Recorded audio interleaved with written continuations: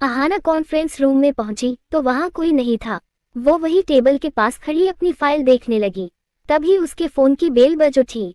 अपनी मॉम का नंबर देखकर उसने तुरंत कॉल रिसीव की। जी मॉम। अहाना की मॉम सोफे पर बैठी और बोली, मैंने सुना है कि आदित्य की तबीयत खराब है। जी मॉम, अभी थोड़ी देर पहले ही आदित्य से बात हुई है मेरी। उन्हें मामूली सा सर्दी जुकाम है, पर अब वो ठीक है। शुक्र है तुम में इतनी अक्ल तो है कि आदित्य की तबीयत खराब होने पर तुम उससे मिलाई। नहीं मॉम, मैं आदित्य से मिलने उनके घर नहीं गई थी। मिलने नहीं गई, पर अभी तो तुमने कहा कि तुम्हारी आदित्य से बात हुई थी। फोन पर बात हुई थी मॉम। मैं उनसे मिलने जा ही रही थी कि उन्होंने ये कहकर मुझे उनके घर आने से मना कर दिया कि मैं उनकी मंगेतर होने से पहले उनकी एम्प्लॉय भी हूँ। इसलिए ऑफिस हावर्स में मुझे ऑफिस में रहकर सिर्फ काम करना चाहिए। तुम्हारा दिमाग खराब है अहाना, या बेवकूफ़ी का ताज सिर पर लेकर घूमती हो? आदित्य के मना करने के बाद भी तुम्हें उसके घर जाना चाहिए था, ताकि उसकी फैमिली और उसे लगे कि तुम्हें अपनी नौकरी से ज्यादा उसकी परवाह है। मैं जाना चाहती थी मॉम, पर आदित्य के मना करने के बाद वहां कैसे जाती? अहाना की मॉम गुस्से में उठकर खड़ी हो गई और बोली, ऐसी बेवकूफ औलाद होने से तो अच्छा होता कि मेरी कोई औलाद ही ना होती। अरे कभी तो अपने दिमाग से काम लिया कर। अगर तुझे आदित्य से शादी करके उसकी अरबों रुपए की संपत्ति की मालकिन बनना है तो तुझे उसके परिवार को शीशे में उतारना होगा। मैं जानती हूँ मॉम कि अगर मुझे आदित्य की दौलत पर ऐश करना है तो मुझे उन्हें पूरी तरह अपने बस में करना होगा। पर आप ये क्यों नहीं समझ रही हो कि वो आदित्य मेहरा है? वो सोते वक्त भी अपनी आंखें और कान खुले रखते हैं। मेरा एक गलत कदम और उन्हें मुझ पर शक हो सकता है कि मुझे उनसे नहीं बल्कि उनकी दौलत से प्यार है। इतना कहकर अहाना चेयर पर बैठ गई। उसकी मॉम कुछ कहने ही जा रही थी कि तभी अहाना फिर से बोली, और सच कहूं मॉम तो मैं उस बोरिंग इंसान के साथ ये प्यार और अच्छाई का नाटक करते करते पक चुकी हूँ। मैं चाहे कुछ भी क्यों ना कर लूँ, वो मुझे नजर उठाकर देखता भी नहीं है। अब तो मैं बस इतना चाहती हूँ कि जल्द से जल्द ये शादी हो जाए और मुझे इस ड्रामे से छुटकारा मिल जाए। उसकी ऐसी बातें सुनकर उसकी मॉम गुस्से में चीखी, shut up Ahana, just shut up. तुम्हें ये ड्रामा शादी के बाद भी तब तक करना होगा जब तक आदित्य की दौलत तुम्हारे नाम नहीं हो जाती। और वो अपनी दौलत तेरे नाम पर तब करेगा जब तू उसके दिल में अपनी जगह बनाएगी और वो तुझ पर खुद से भी ज्यादा भरोसा करने लगेगा। भरोसा तो आदित्य मुझ पर करते हैं मॉम, पर उनके दिल में जगह बनाना मेरे लिए नामुमकिन होता जा रहा है। वो तो मुझसे शादी भी अपनी खुशी से नहीं बल्कि अपने परिवार वालों की खुशी के लिए कर रहे हैं। इसलिए ही तो कह रही हूँ अहाना, आदित्य की फैमिली के दिल में अपने लिए ऐसी जगह बना लो कि वो लोग उठे तो तेरा नाम ले और सोए तो भी तेरे नाम की माला जप कर सोए। क्योंकि उनकी वजह से अगर आदित्य तुझसे शादी कर रहा है तो उनकी खुशी के खातिर तुझे अपना सब कुछ देने के लिए भी तैयार हो जाएगा। अहाना मुस्कुराते हुए बोली, आदित्य की मोम तो मुझ पर पहले से ही जान छिड़कती है मोम, और उसकी बड़ी माँ भी मुझे बहुत पसंद करती है। एक बस उसकी दादी ही है जिनके दिल में मुझे जगह बनानी है।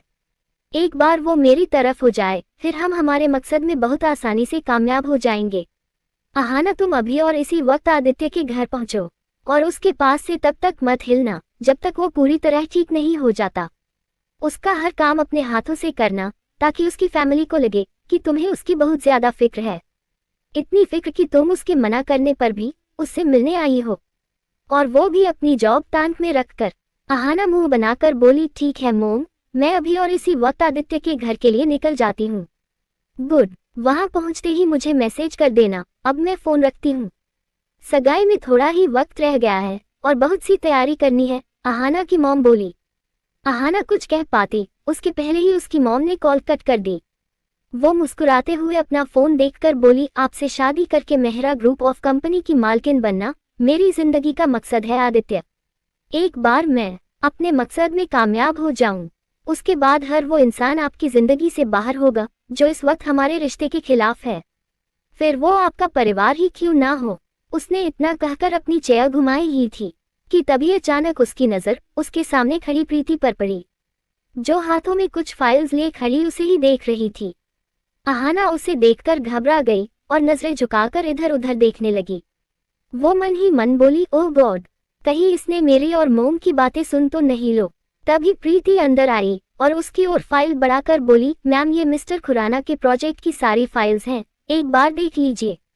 अहाना ने उसके हाथ से फाइल्स ली और उसे देखने लगी। तभी प्रीति फिर से बोली, मैम एक बार देख लीजिए, कहीं कोई गलत फाइल तो नहीं आ गई, वरना बाद में जवाब मुझे ही देना पड़ेगा। अहाना फाइल देखते हुए मन ही मन बोली, लगता है इसने मेरी और मोम की बातें नहीं सुनी, क्योंकि अगर इसने हमारी बातें सुनी होती तो ये रिएक्ट जरूर करती। तभी प्रीति ने फिर से पूछा, सब ठीक है ना मैम? अहाना ने फाइल्स टेबल पर रखी और प्रीति की ओर देखकर बोली, प्रीति सूरज से कहो कि वो ये मीटिंग तुम सबके साथ मैनेज कर ले, क्योंकि मुझे आदित्य सर से मिलने उनके घर जाना है। प्रीति कुछ नहीं बोली, बस उसने आहिस्ता से अपना सिर हिला दिया। अहाना तेजी से वहां से चली गई। उसके जाते ही प्रीति वहीं एक चेयर पर बैठ गई। उसके कानों में वो सारी बातें गूंजने लगी जो अभी अभी उसने अहाना के मुंह से सुनी थी। वो गुस्से में बोली, विवान इसके बारे में एकदम सही है, इसे सिर्फ आदित्य सर की दौलत चाहिए और उसे हासिल करने के लिए ये कुछ भी कर सकती है, किसी भी हद तक जा सकती है। ये आदित्य सर के परिवार का बस इस्तेमाल कर रही हैं ताकि उनके जरिए आदित्य सर से शादी कर सके और उनकी करोड़ों की दौलत हथिया सके।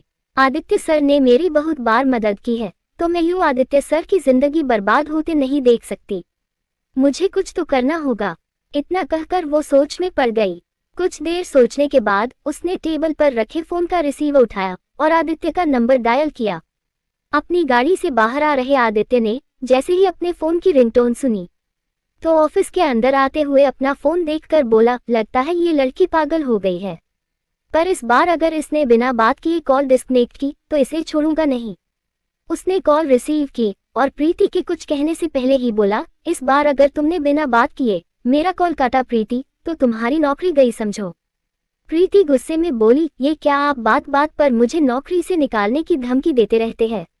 आपको क्या लगता है कि अगर आप मुझे नौकरी से निकाल देंगे तो मुझे कहीं और नौकरी नहीं मिलेगी? आपकी नौकरी से 1000 गुना ज्यादा बेहतर नौकरियां मिल सकती है मुझे इस शहर में, समझे आप? आदित्य के कदम रुक गए और वो गुस्से में बोला, मिस प्रीति ठाकुर, मैं आपकी हवेली में इनविटेशन कार्ड लेकर नहीं आया था कि आप आए और आकर मेरे ऑफिस में नौकरी करे। हवेली का नाम सुनकर प्रीति गुस्से में भड़की, हवेली की तो बात ही मत करिए आप, क्योंकि हम दोनों बहुत अच्छे से जानते हैं कि आपने वो हवेली कैसे हासिल की है। प्रीति के इतना कहते ही आदित्य का पारा चढ़ गया। उसने गुस्से में अपने हाथ की मुट्ठी बांध ली और फिर अपने गुस्से पर काबू करके बोला, फोन क्यों किया था मुझे? उसके इतना पूछते ही प्रीति ने अपनी हथेली अपने ही सिर पर दे मारी और मन ही मन बोली, प्रीति तू भी ना, तूने सर को फोन अहाना मैम की असलियत बताने के लिए किया था और उन्हें सच बताने की जगह तू उनसे झगड़ रही है। तभी आदित्य ने गुस्से में पूछा, अब कुछ बोल रही हो या मैं कॉल डिस्कनेक्ट करूं? प्रीति कुछ बोल नहीं पाई तो आदित्य ने गुस्से में कॉल डिस्कनेक्ट कर दी। वो अपने कैबिन की ओर बढ़ते हुए बोला, पता नहीं ये लड़की खुद को समझती क्या है और मैं भी पता नहीं क्यों झेलता हूं इसे। इसकी जगह अगर कोई और होता तो अब तक मैंने उसे उठाकर इस ऑफिस से बाहर फेंक दिया होता, पर पता नहीं इस लड़की के साथ मैं ऐसा क्यों नहीं कर पाता। वो बड़बड़ाते हुए अपने कैबिन में आया और आते ही उसने टेबल पर रखे फोन का रिसीवर उठाया और अविनाश को फोन किया। अविनाश अपने कैबिन में खड़ा एक फाइल चेक कर रहा था। फोन की रिंग सुनते ही उसने फाइल देखते हुए कॉल रिसीव की। हेलो अविनाश, मिस्टर खुराना के प्रोजेक्ट पर मेरे साथ काम करने वाले सभी लोगों को कॉन्फ्रेंस रूम में बुलाओ राइट नाउ। अविनाश ने हैरानी से पूछा, आप ऑफिस आ रहे हैं सर? आदित्य अपनी चेयर पर बैठकर बोला, आ रहा हूं नहीं बल्कि आ चुका हूं, अपने कैबिन में हूं। मुझे 5 मिनट में सब लोग कॉन्फ्रेंस रूम में चाहिए, समझे? अविनाश तुरंत बोला, वो मैंने इसी प्रोजेक्ट के डिस्कशन के लिए कॉन्फ्रेंस रूम में पहले से ही मीटिंग बुला ली है सर, सब वहां पहुंच गए हैं, आप भी आ जाए। ओके। आदित्य ने कॉल डिस्कनेक्ट की और फिर अपनी टेबल की ड्रॉर से एक सीडी निकाली और फिर तेजी से अपने कैबिन से बाहर आकर कॉन्फ्रेंस रूम की ओर बढ़ने लगा। इधर प्रीति गुस्से में खुद से बोली, प्रीति तू भी कुछ कम नहीं है, क्या जरूरत थी तुझे सर से बहस करने की? चुपचाप उन्हें अहाना मैम के गलत इरादों के बारे में नहीं बता सकती थी? और ये अविनाश सर, वो भी अब तक नहीं आए और आदित्य सर को भी आज ही ऑफिस नहीं आना था। अगर ऑफिस आ गए होते तो मैं सीधे उनके कैबिन में जाकर सच बता देती ना, पर नहीं, जरा सा सर्दी जुकाम क्या हो गया, रजाई उड़कर घर पर सो गए। हद है यार, बारिश में कल मैं भी तो भीगी थी, मुझे तो कुछ नहीं हुआ। अरे छोटे बच्चे भी इतनी जल्दी बीमार नहीं होते। और ये 5 फुट 6 इंच का इंसान बीमार पड़ गया। अगर लड़कियों की तरह इतने नाजुक बनेंगे तो अहाना मैम जैसी चालाक लोमड़ी इनका फायदा तो उठाएगी ही ना। इतना कहकर वो उठकर गुस्से में टहलने लगी। कुछ देर बाद उसने गहरी सांस ली और बोली, प्रीति एक काम कर, जल्दी से थोड़ा पानी पीकर आ, तेरा दिमाग थोड़ा ठंडा हो जाएगा। फिर सर को एक बार फिर से फोन करना और एक सांस में उन्हें अहाना मैम की सच्चाई बता देना, ठीक है। वो मुस्कुराते हुए कॉन्फ्रेंस रूम से बाहर आई और अंदर आ रहे आदित्य से टकराकर गिरने लगी, पर आदित्य ने उसे अपनी बाहों में पकड़ लिया। दोनों एक दूसरे को देखने लगे। तभी वहां अविनाश और सूरज आ गए। दोनों को ऐसे एक दूसरे की बाहों में देखकर अविनाश आंखें फाड़े उन्हें देखने लगा, पर सूरज को ये सब देखकर बहुत गुस्सा आया। आदित्य ने अपने आसपास ऑफिस के लोगों का जमावड़ा देखा तो प्रीति को सीधा खड़ा करके बोला, ये ऑफिस है प्रीति, कोई पिकनिक स्पॉट नहीं है, इसलिए देखकर चलना सीखो। I am sorry sir. Aditya ने कोई जवाब नहीं दिया और कॉन्फ्रेंस रूम में आ गया। अविनाश और सूरज भी उसके पीछे रूम में जाने लगे, पर प्रीति वहीं खड़ी मन ही मन बोली, बीमार होने के बाद भी ऑफिस आ गए, हद है। वो भी कॉन्फ्रेंस रूम में आई और नोटबुक हाथ में लेकर आदित्य के पास आकर खड़ी हो गई। उसे ऐसे आदित्य के पास खड़ी देखकर सूरज गुस्से में बोला, बॉस की सेक्रेटरी हो, पर इसका ये मतलब बिल्कुल नहीं है कि उनके सिर पर ही खड़ी रहो, बैठ जाओ। प्रीति तुरंत आदित्य के पास वाली कुर्सी पर बैठ गई। उसके बैठते ही सूरज आदित्य से बोला, मुझे तो समझ नहीं आता सर कि आपने इस बहन जी को इस ऑफिस में नौकरी क्यों दी है। इसकी हरकतें देखकर तो लगता है कि ये इस ऑफिस तो क्या इस शहर में रहने लायक भी नहीं है। आदित्य कुछ कहने जा रहा था, पर उसके पहले ही अविनाश बोल पड़ा, इनफ सूरज, जब से ऑफिस आए हो इस बेचारी के पीछे पड़े हो। इसकी पर्सनल लाइफ का इसके काम से क्या लेना है। मुझे नहीं पता कि जब सर मानपुर गए थे तो वहां क्या हुआ, और मुझे जानना भी नहीं है, क्योंकि पिछले कुछ दिनों में मैंने जितना प्रीति को जाना है उस हिसाब से मुझे इसमें ऐसी कोई कमी नजर नहीं आई जिससे मैं ये कह सकूं कि ये इस ऑफिस में काम करने के काबिल नहीं है। सूरज गुस्से में कुछ कहने जा रहा था, पर तभी अविनाश फिर से बोला, और हाँ, ये जो मिस्टर खुराना का प्रोजेक्ट हमें मिला है वो प्रीति की वजह से ही मिला है। अगर तुम प्रीति के बनाए ब्लूप्रिंट देख लोगे तो समझोगे कि प्रीति अपनी सेक्रेटरी की जॉब तो अच्छे से करती ही है, साथ ही वो एक बेहतरीन आर्किटेक्ट भी है। तभी आदित्य भी बोला, अविनाश ठीक कह रहा है सूरज, प्रीति इस ऑफिस में किसी की मेहरबानी से नहीं बल्कि अपनी काबिलियत के दम पर टिकी हुई है, इसलिए प्लीज आगे से इसकी पर्सनल लाइफ पर सवाल मत उठाना, क्योंकि प्रीति के बीते हुए कल से मुझे कोई फर्क नहीं पड़ता। ये एक बहुत अच्छी और समझदार लड़की है, इसलिए बेहतर होगा कि आज के बाद तुम सिर्फ इतना याद रखो कि प्रीति अब इस ऑफिस की एम्प्लॉई है और अपना काम पूरी ईमानदारी से करती है। इस डे क्लियर? जी सर, सूरज प्रीति को घूरते हुए बोला। अब अगर तुम लोगों की बहस खत्म हो गई हो तो हम मीटिंग स्टार्ट करें, आदित्य ने पूछा। सबने सिर हिला दिया तो आदित्य दरवाजे की ओर देखकर बोला, अहाना नजर नहीं आ रही है, इस मीटिंग में क्यों नहीं है वो? प्रीति फट से बोली, सर आपके आने से कुछ देर पहले अहाना मैम आपसे मिलने के लिए आपके घर के लिए निकली है। ये सुनकर आदित्य को अहाना पर बहुत गुस्सा आया, पर वो सबके सामने कुछ कह नहीं पाया। उसने तुरंत अहाना को कॉल किया, पर उसका फोन स्विच ऑफ आ रहा था। उसने अपने गुस्से पर काबू किया और बोला, आज मिस्टर खुराना ने भूमि पूजन में मुझे और प्रीति को इनवाइट किया है। तुम्हें मेरे साथ चलने में कोई प्रॉब्लम तो नहीं है प्रीति? नहीं सर, प्रीति ने तुरंत जवाब दिया। गुड, ये मीटिंग खत्म होते ही हमें निकलना होगा, तो मीटिंग शुरू करते हैं। आज मैंने घर पर बैठे बैठे मिस्टर खुराना के प्रोजेक्ट को और बेहतर बनाने के लिए कुछ सोचा है। इससे हमारी लागत भी कम हो जाएगी और प्रोजेक्ट और बेहतर हो जाएगा। इतना कहकर आदित्य सबको अपना प्लान समझाने लगा। इधर अहाना आदित्य के घर पहुंची तो उसे देखकर सुमन खुशी से फूली नहीं समाई और उसके पास आकर बोली, अहाना आओ बेटा, वहां दरवाजे पर क्यों रुक गई? ये तुम्हारा अपना घर है, आओ। अहाना ने अंदर आते ही सुमन के पैर छुए और बोली, नमस्ते माँ। वो मुझे पता चला कि आदित्य की तबीयत खराब है तो मुझसे रहा नहीं गया, इसलिए मैं उनसे मिलने चली आई। आई नो कि वो मुझ पर थोड़ा गुस्सा करेंगे, पर कोई बात नहीं, मैं उनकी सुन लूंगी। तभी सुमन बोली, ऐसे कैसे सुनाएगा आदि तुम्हें, हम सब है ना उसके कान खींचने के लिए, आओ बैठो। अहाना मुस्कुराते हुए बैठ गई। लता भी उसके पास बैठी और बोली, पर बेटा तुम्हारे ऑफिस छोड़कर यहाँ आने का कोई फायदा नहीं हुआ, क्योंकि आदि अभी थोड़ी देर पहले ही ऑफिस के लिए निकला है। अब तक तो शायद ऑफिस पहुंच भी गया होगा। लता के इतना कहते ही अहाना हैरानी से उठ खड़ी हुई, ऑफिस चले गए। पर आंटी उनकी तो तबीयत खराब है ना, तो फिर आप सबने उन्हें जाने कैसे दिया? सुमन तुरंत बोली, तुम तो आदित्य को जानती हो ना अहाना, वो कभी किसी की सुनता है क्या? हमने उसे आज आधा दिन घर पर कैसे रोका है, ये बस हम जानते हैं। लता ये सुनकर मुस्कुरा दी और उसने नौकर को आवाज लगाई, अहाना के लिए कॉफी ले आओ। नहीं आंटी प्लीज, मुझे इस वक्त कॉफी नहीं पीनी है। आदित्य ने मुझे यहाँ आने के लिए मना किया था, फिर भी मुझसे रहा नहीं गया और मैं यहाँ उनसे मिलने चली आई।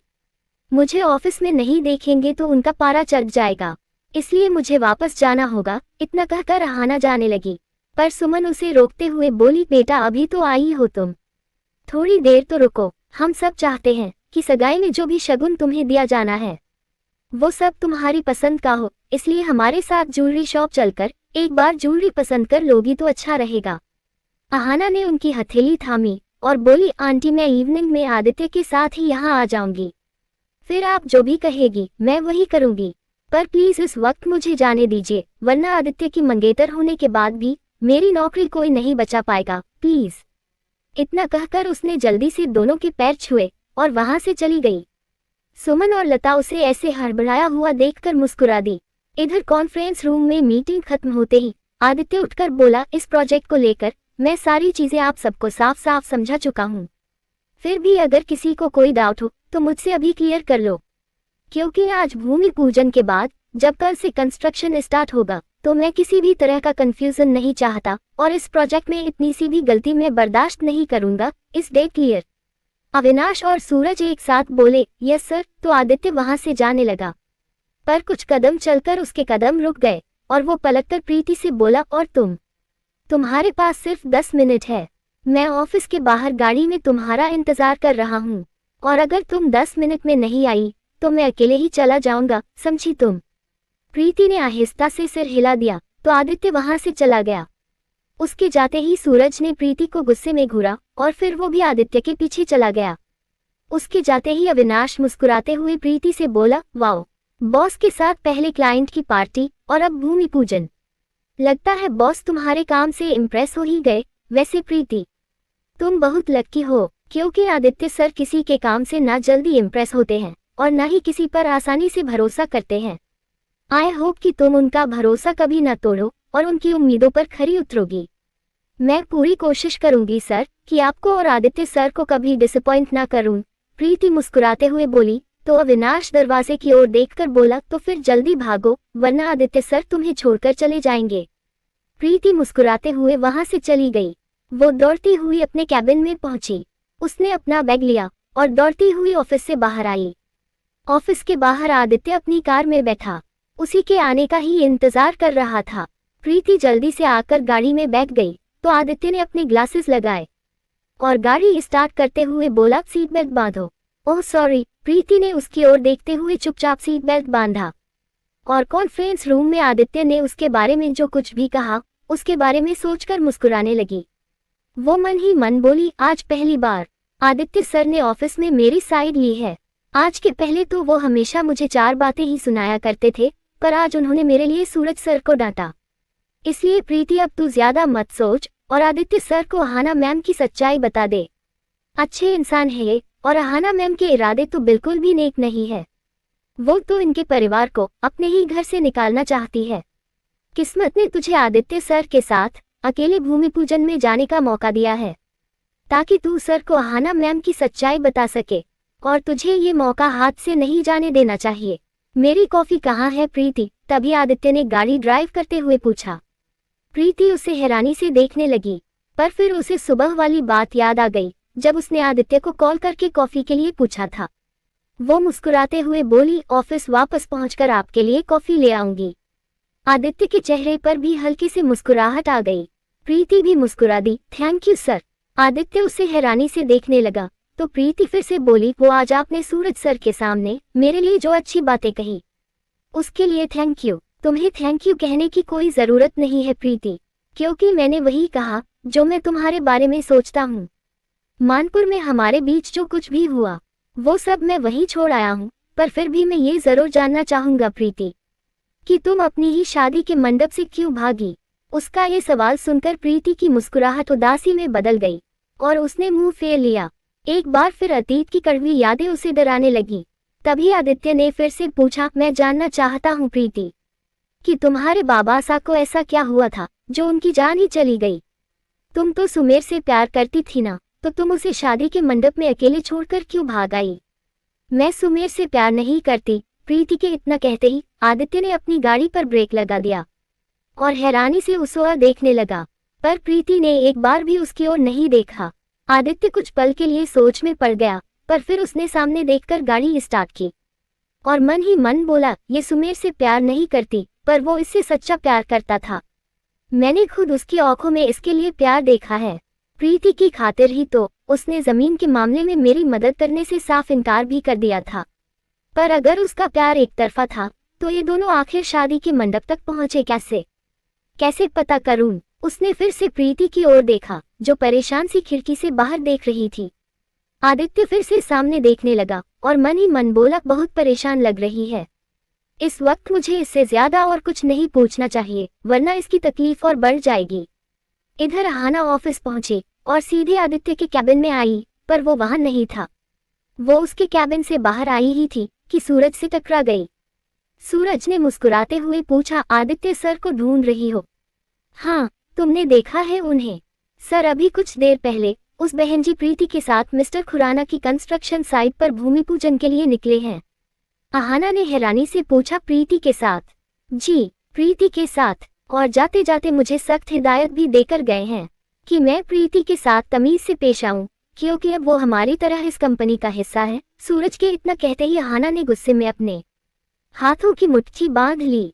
सूरज फिर से बोला, अच्छा मैं चलता हूँ, वेंडर्स के साथ मीटिंग है मेरी, बाय। अहाना मुस्कुराने की कोशिश करते हुए बोली, बाय। सूरज तेजी से वहां से चला गया। उसके जाते ही अहाना भनभनाती हुई अपने कैबिन में आई। गुस्से में उसने फिर से टेबल पर हाथ मारा और बोली, अब ये लड़की हद से ज्यादा आगे बढ़ने लगी है। जितना मैं इसे सीधी साधी समझ रही थी, ये उतनी ही चालाक है। कोई मौका नहीं छोड़ती आदित्य के करीब आने का। अब मुझे कुछ भी करके इस लड़की को अपने रास्ते से हटाना होगा, वरना ये लड़की मेरे रास्ते में आ सकती है। कुछ सोच अहाना, कैसे इस लड़की को इस ऑफिस से बाहर फिकवाएगी, कैसे? वो प्रीति को ऑफिस से निकालने का रास्ता खोजने लगी। इधर आदित्य और प्रीति मिस्टर खुराना के भूमि पूजन में पहुंचे तो भूमि पूजन शुरू हो चुका था। मिस्टर खुराना अपनी पत्नी के साथ पूजा में बैठे हुए थे। आदित्य को देखते ही उन्होंने अपने मैनेजर को इशारा किया तो उनका मैनेजर तुरंत आदित्य के पास आकर बोला, मेरे साथ आइए, कम। आदित्य ने प्रीति की ओर देखा और दोनों मैनेजर के साथ आगे बढ़ने लगे। मैनेजर ने वहां रखी चेयर की ओर इशारा किया और बोला, आप यहाँ बैठिए, मैं आपके लिए ठंडा भिजवाता हूँ। आदित्य ने सिर हिला दिया तो मैनेजर जाने लगा, तो प्रीति उसे रोकते हुए बोली, एक मिनट मैनेजर साहब। जी मैडम, मैनेजर ने पलटकर पूछा तो प्रीति मुस्कुराते हुए बोली, प्लीज सर के लिए ठंडा मत लाइएगा, इन्हें जुकाम की वजह से फीवर है, इनके लिए चाय या कॉफी भिजवाइएगा। जी मैडम, इतना कहकर मैनेजर वहां से चला गया। पर आदित्य प्रीति को एकटक देखने लगा तो वो अपनी चेयर पर बैठ गई। आदित्य भी उसे देखते हुए चेयर पर बैठा। प्रीति सामने हो रहा भूमि पूजन देख तो रही थी, पर वो बस यही सोच रही थी कि वो आदित्य को अहाना की सच्चाई कैसे बताए। तभी आदित्य बोला, आई एम सॉरी प्रीति। प्रीति ने तुरंत उसकी ओर देखा और पूछा, किस बात के लिए सर? मुझे तुमसे तुम्हारी पर्सनल लाइफ को लेकर कोई सवाल नहीं करने चाहिए थे। अनजाने में मैंने शायद तुम्हारे जख्मों को कुरेद दिया और तुम्हारे दर्द को बढ़ा दिया। I am sorry. प्रीति मुस्कुराते हुए बोली, आपको सॉरी कहने की कोई जरूरत नहीं है सर, क्योंकि मैंने अपने जख्मों के साथ जीने की आदत डाल ली है, इसलिए अब मुझे दर्द ही नहीं होता। पर मैं दिल से चाहती हूँ कि आपको जिंदगी में कभी ऐसा कोई दर्द सहन न करना पड़े। ये सुनकर आदित्य उसे हैरानी से देखने लगा तो वो वहां से उठकर चली गई। आदित्य ने कुछ पल सोचा और फिर वो भी उठकर प्रीति के पीछे आया। प्रीति एक पेड़ से टिककर अकेली खड़ी थी। आदित्य ने उसके पास आकर पूछा, मैं तुम्हारी बात का मतलब नहीं समझा प्रीति। प्रीति ने हिम्मत जुटाई और आदित्य की ओर देखकर बोली, मानपुर में मेरे साथ शादी के नाम पर बहुत बड़ा धोखा हुआ था सर, इसलिए मैं नहीं चाहती कि आपके साथ भी शादी के नाम पर वही धोखा हो। तुम अहाना की वफा पर सवाल खड़े कर रही हो प्रीति। आदित्य उसकी आंखों में देखकर बोला। सवाल खड़े नहीं कर रही हूँ मैं सर, बल्कि आपको उनकी सच्चाई बताने की कोशिश कर रही हूँ। प्रीति के इतना कहते ही आदित्य उसे हैरानी से देखने लगा। लेखिका कविता वर्मा। अगर आपको मेरी लिखी कहानियाँ पसंद आ रही है और आप इस कहानी को आगे भी पढ़ना और सुनना चाहते हैं तो मेरे चैनल को लाइक करें, शेयर करें और आज ही सब्सक्राइब भी करें। Thank you for watching this video.